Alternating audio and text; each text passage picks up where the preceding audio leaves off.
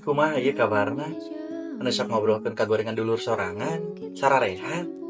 Ulah kitu nya, lamun ayeuna dulur di dinya henteu ditutupan aibna ku di dinya, rek usaha. Henteu dijaga ayeuna kagorengan ku di dinya, rek usaha.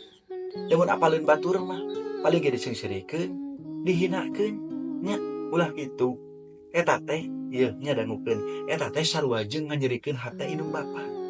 Lamun di dinya ayeuna ngagorengkeun dulur di dinya, tuluy pake trok jeung dulur di dinya, tah indung bapa teh nyeri hate. Tah eta teh jadi dosa. Sedengkeun adzan buhir manu ala rezeki mun teu salah. Jadi dosa teh sok ngahambat kana sumber rezeki urang. Gitu. Hese we seuseut rezeki teh. Rezeki naon wae, hese duit, deuk ibadah hese, gejen hese segala rupa. Ulah kitu nya, sok cing nyaraah ka dulur, lamun anjeun nyaraah ka indung bapa.